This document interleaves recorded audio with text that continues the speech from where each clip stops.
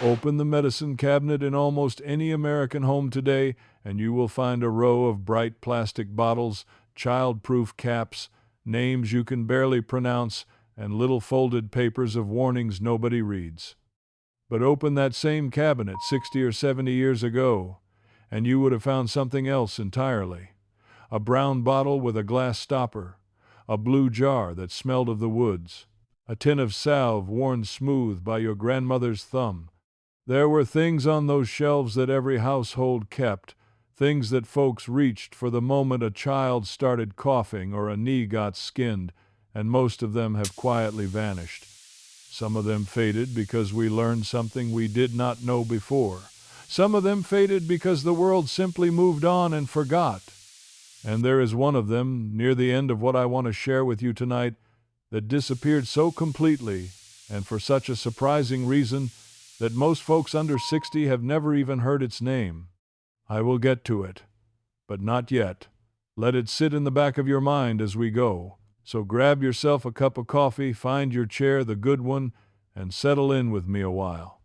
Because tonight we are going to open that old medicine cabinet together, one shelf at a time, and look at the home remedies that used to be in every American home and have all but disappeared. I want to tell you what they were, and how they smelled, and the way your grandmother's hands moved when she reached for them. And I want to be honest with you, too, the way a good friend is honest about why some of them went away. Because here is the thing I will say right at the start, and I will say it more than once, so you know I mean it. This is a story about memory and comfort and the rituals that held a family together. It is not doctoring. It is not advice. Some of these old things were gentle and kind. A few of them we now know were not safe at all, and we will be plain about that when we get there. If you have got something ailing you, the right thing to do is to see your own doctor or have a word with your pharmacist, who will know far more than any old fellow telling stories ever could. Fair enough? Then let us begin. And while you settle in, do me a small favor. Tell me down in the comments where you grew up and who it was that doctored you when you were small. Was it your mother, with the back of her hand pressed to your forehead? Was it your grandmother with her blue jar and her sure, certain ways? I would love to know. There is something about the person who nursed us through a fever that we carry with us our whole lives. Now, let us open that cabinet. Number 1, the mustard plaster. If you grew up before the 1960s, the very words might make your chest go warm just hearing them. When a deep, rattling cough settled into a child, when the breathing got tight and the nights got long, out came the dry mustard powder and the flour from the kitchen, mixed into a paste with a little water, spread on a clean cloth, and laid across the chest. I can see the whole scene, can't you? The kitchen light spilling into the bedroom doorway, the clink of the spoon against the bowl, the careful folding of the cloth so the mustard never touched the skin direct, and oh, the warmth of it, the strange, pleasant sting that meant somebody loved you enough to fuss over you in the small hours of the night. Your mother would pull a chair up close, sit on the edge of the bed, and keep her hand right there on it, watching the clock, watching your face, lifting it the moment it got too warm. She did not have a thermometer for it. She had her own hand and her own judgment, and a lifetime of doing it just so. That warmth on the chest, with somebody watching over you, felt like the very feeling of being cared for, and a sick child would drift off to sleep under it, feeling safe as houses. Why did it fade? Well, partly because we got cough medicines and inhalers and doctors a telephone call away, quicker and easier than mixing a paste at midnight. And partly, I will tell you honest, because a mustard plaster left on too long could blister and burn the skin, and a tired mother dozing off beside a sleeping child could leave it on too long. And that is the safety note here, plain as I can make it. The warmth and the watching and the mother's hand, that was the medicine that truly mattered. But if a cough has got its claws in you today, that is a conversation for your doctor, not for the mustard tin. Number 2, cod liver oil. Now here is one that makes grown men shudder to this day, and I will bet some of you just made a face. That spoonful of thick golden fishy oil lined up every winter morning, one child after another, mouths clamped shut, mothers immovable as stone. Down it goes. The smell of it. The taste of it that no orange slice could chase away. Folks gave it for strong bones and to ward off the winter sickness, and there was real sense in it, because it carried the sunshine vitamins that a long gray winter took away. It faded from the everyday shelf when food got fortified, when the milk and the cereal started carrying those same vitamins, so the daily spoonful was no longer needed, and thank goodness, the children would say. Here is the gentle, honest note. More is not better with a thing like that. Too much of certain vitamins can do harm, which is exactly why the dose and the deciding belong to a doctor or pharmacist today, and not to a kitchen spoon and a guess. The memory of that morning lineup, though, the whole family wincing together, that is a kind of togetherness worth smiling about now. Number 3, mercurochrome. Now if you scraped a knee any time before the 1990s, you remember the little brown bottle with the glass wand built right into the cap, and the strange, beautiful red-orange color it painted onto the cut, staining the skin so bright that you wore it like a badge for days, proud as a soldier. I can hear it now, a child running in from the yard, the knee scraped raw on the gravel, the tears already coming, and a mother saying there now, "Hold still, let me get the medicine." And out came that little bottle, and the wand was drawn across the scrape, and there was a sting, and there was that bright bloom of color, and somehow being painted up like that made a small child feel doctored and important and brave.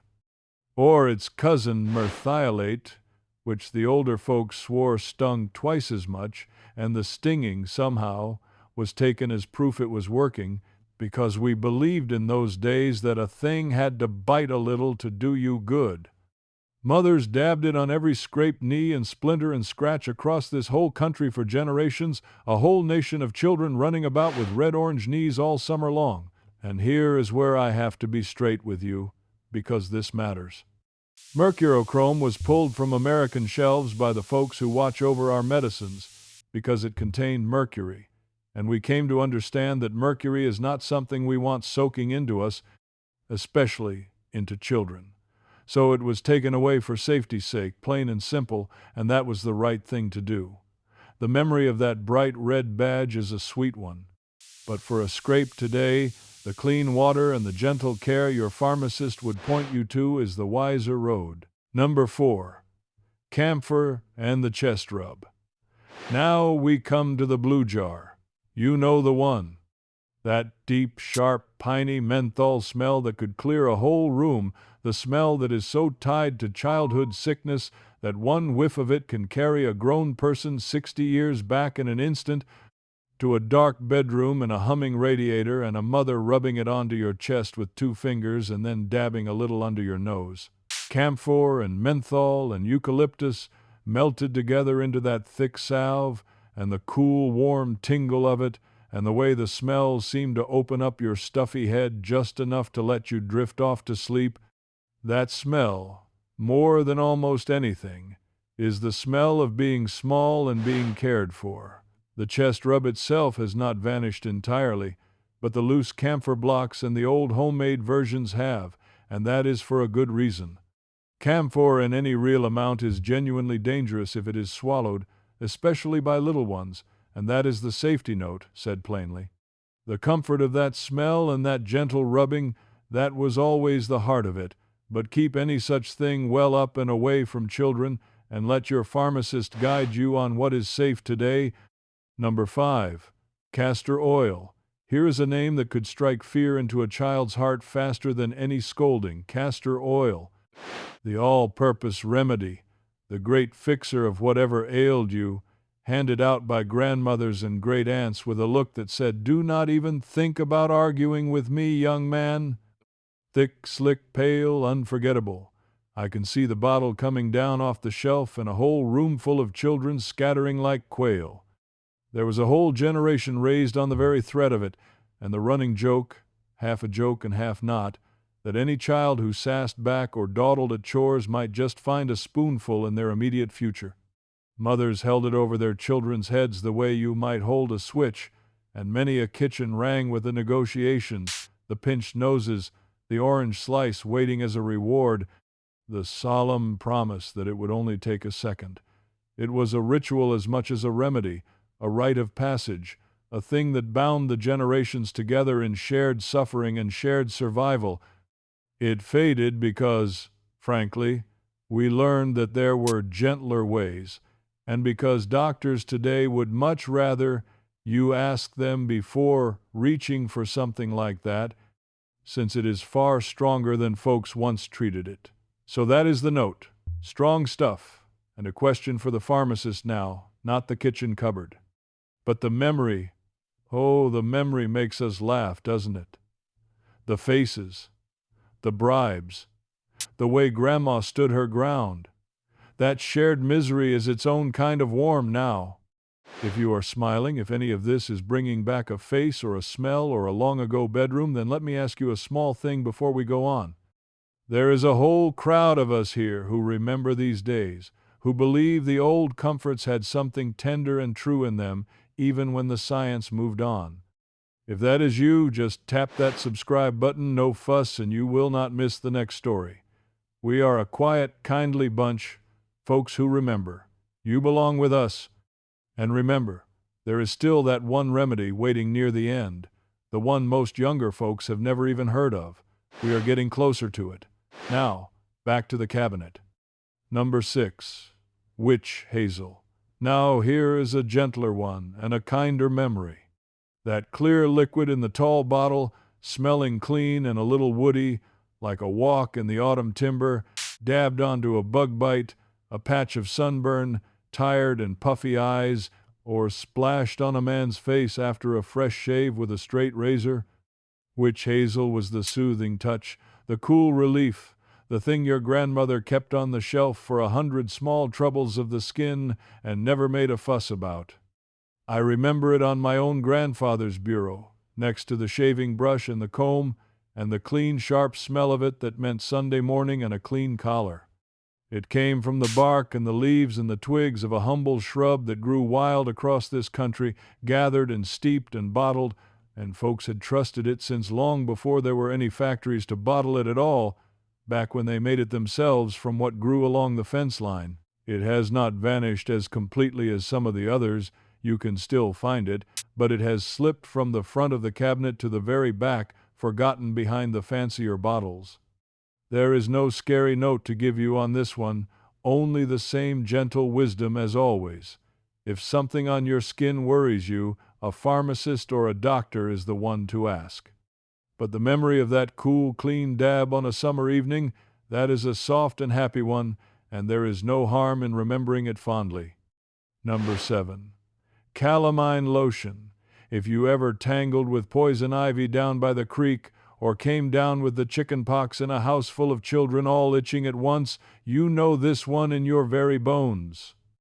That chalky, pale, pink lotion, shaken up in the bottle until it sloshed, and painted on with a cotton ball or a folded scrap of cloth, dotting a miserable, itching child from head to toe until they looked positively speckled, pink polka dots on every arm and leg and cheek, and the cool of it as it dried on the skin, the blessed relief from that maddening itch, even if it never quite lasted as long as a body wished it would. I remember the warnings, too. Don't scratch, you'll scar, leave it be, and a child lying there trying with all their might to be still under the cool pink dots. Every mother kept a bottle for the summer, when the poison ivy and the bug bites and the heat rash came, and the sight of that pink color on a child's arms was as much a part of an American summer as fireflies in a jar and a sunburn across the shoulders. This one is still around, bless it, still doing its quiet work, though fewer young families seem to keep it on hand the way ours always did. The takeaway is a soft one.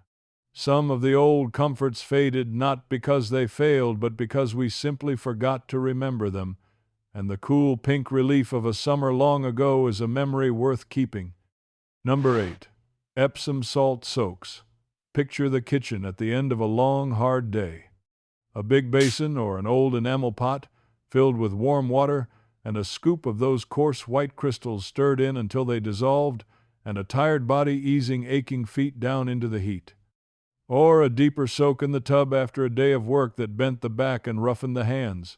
Epsom salt was the comfort of the working family, the cheap and faithful balm for tired muscles and weary feet, and the smell of the steam and the quiet of that soak at day's end was a small ritual of rest in a life full of labor. It has not vanished, but it has faded from the everyday, pushed aside by bright bottles and quick pills and the general hurry of the modern world, where nobody seems to have 20 quiet minutes anymore to simply sit and soak. The note here is gentle, as it usually is.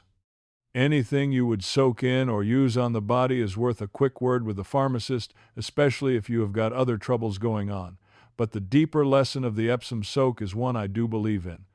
The ritual of stopping, of resting, of tending to a tired body at the end of the day, that was real medicine of a kind, and it is a kind we have nearly forgotten how to give ourselves.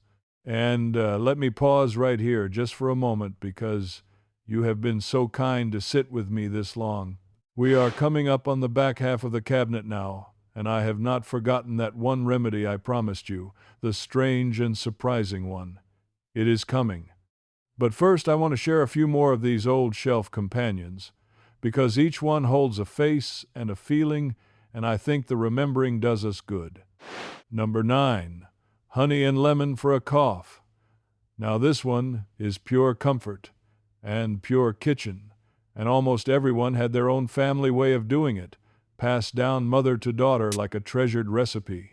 When a cough kept you up half the night and your throat felt like sandpaper, somebody would pad out to the kitchen in their slippers, warm up a little honey with the juice of a lemon, sometimes with a splash of tea to stretch it, sometimes stirred slow in a saucepan, and bring it back to you in a cup you held with both hands to warm your fingers, the warmth of the cup against your palms, the good, sweet honey smell rising up with the steam, the sweetness sliding down a raw and aching throat and easing it just for a little while. The sitting up against the pillows in the lamplight while somebody sat on the edge of the bed and fussed over you and felt your forehead and said you'll feel better come morning. There was real soothing in it, the warm sweetness coating a sore throat, and there was something even deeper in the act of being brought a warm cup by someone who loved you. This one never truly went away, thank goodness. It just slipped behind the cough syrups on the store shelf. The gentle note is simple. A sore throat that lingers or a cough that worsens is a thing to mention to your doctor. But the warm cup, held in both hands, brought to your bedside, that is a comfort that has lost none of its tenderness across all these years. Number 10, the bedtime warm-up. Now in the old days, when the cold settled in and the bones ached and sleep would not come, many a household had a warm, soothing bedtime ritual. A hot drink fixed just so, sipped slow under a heavy quilt before the lamp went out. For most folks, especially the children and the elderly, it was something simple and homey. Warm milk with a little honey, or a spiced and steaming cup that filled the whole kitchen with the smell of cloves and cinnamon. The warmth spread through you. Your shoulders came down from around your ears, and the day's worries loosened their grip just enough to let sleep in. The point of it, the real point, was never anything more than this: the warmth, the slowing down, the quiet ceremony of getting ready to rest. We have traded so much of that away now, hurrying straight from a glowing screen into a cold bed and wondering why sleep will not come. The takeaway is a kind one. You do not need a fancy thing to fix yourself a warm, soothing cup and a slow few minutes before bed. That gentle ritual, that winding down, is a comfort our grandparents understood far better than we do, and it costs almost nothing to bring back. And here, before we reach the last couple, do an old fellow one more small kindness. If these memories are warming you the way that bedtime cup once did, if you are nodding along and remembering your own people and your own kitchen, then please subscribe and sit with us a while. We keep these old comforts alive here, one quiet story at a time, and there is always a chair for you. Now, let us get to those last remedies, because that surprising one is very nearly upon us. Number 11. The baking soda paste. Open the icebox, reach past the milk, and there it was, the humble orange box that did 100 jobs. A little baking soda mixed with water into a paste, dabbed onto a bee sting, a bit of sunburn, an itchy patch, was a standard of every household, cheap and close at hand and always there when a small misery struck on a summer afternoon. Your grandmother stirred it up in a saucer with a spoon and pressed it on with her fingers, and there was a coolness to it that took the worst edge off the sting. That same box brushed teeth and cleaned counters and freshened the very icebox it sat in, one honest thing doing the work of a dozen fancy products we buy today. It has not vanished, but the habit of reaching for it has, buried under shelves of single-purpose bottles, each one marked up and sold to us separately. The gentle note, as always. Anything that lands on the skin or worries you is a fair question for the pharmacist. But there is a quiet wisdom in that one humble box, the wisdom of simple things kept close and used well, that I would dearly love to see us remember. Number 12. The settled stomach, the ginger, and the peppermint.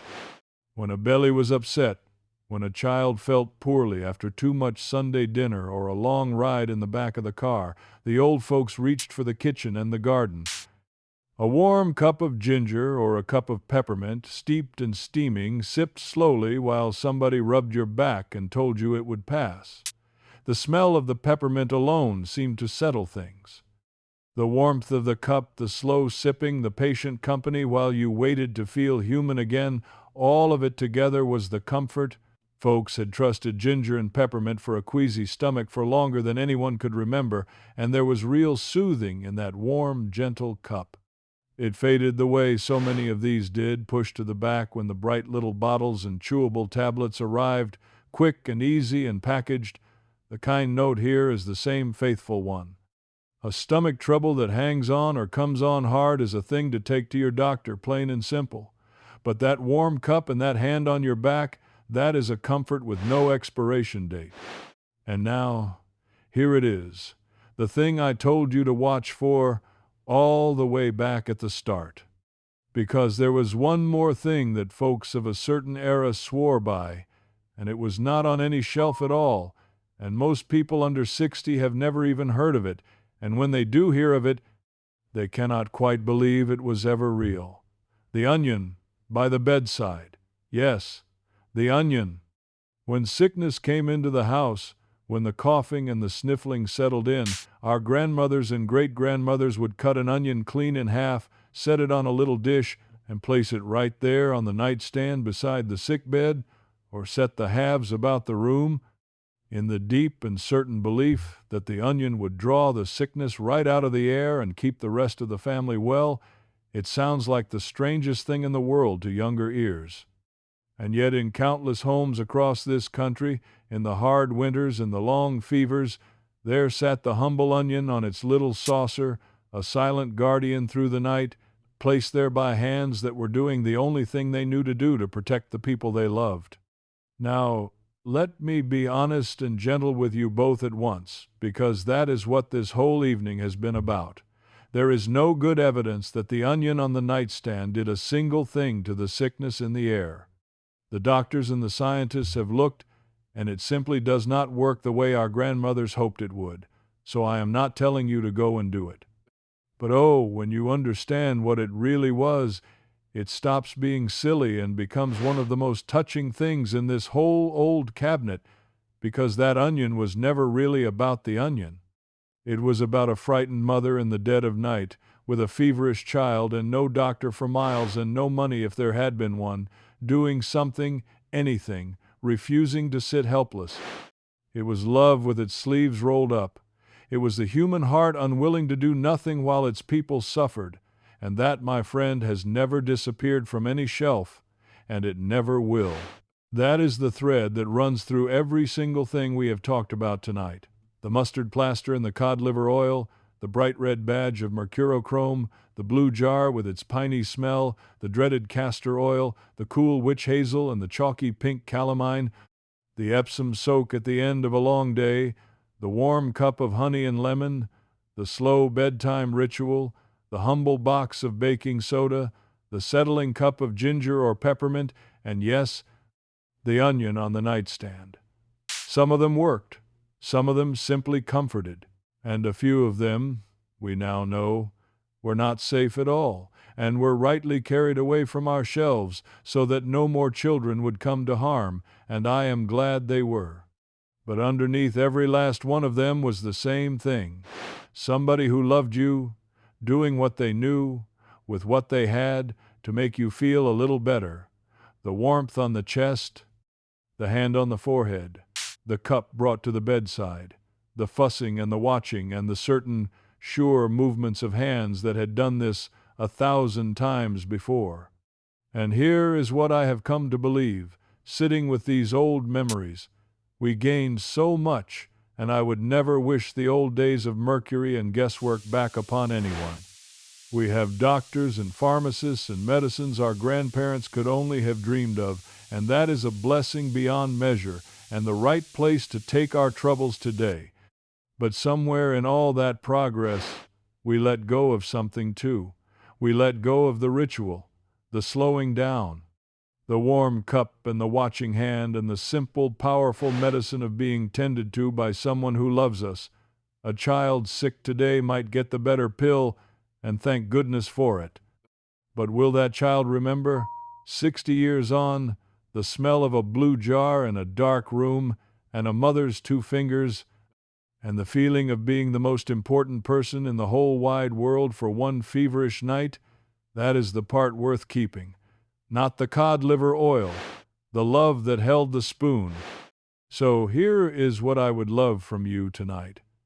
In the comments below, tell me the one remedy your mother or your grandmother swore by, the smell or the spoonful or the strange old trick you have never forgotten. Was it the blue jar? The dreaded castor oil? Something all your own that I have never even heard of? Share it, because somebody reading needs to remember theirs too, and together we can keep these old comforts and these old faces from slipping away for good. I read every single one, and I treasure them. And if you have enjoyed opening this old cabinet with me, if it brought back a smell or a face or a long-ago bedroom, then do an old fellow a favor and subscribe, so we can do this again soon. Next time, I want to take you out to the garden, the kind nearly every family used to keep, and show you the forgotten vegetables our grandparents grew that have all but vanished from the modern table, and why they grew them, and what we lost when we stopped. You will not want to miss it. We will keep the old wisdom alive together, you and I, one story at a time. So pour yourself one more cup, hold your people a little closer, and remember that the warmest medicine was never the one in the bottle. It was the hand that brought it to you. Take good care of yourself, and I will see you next time.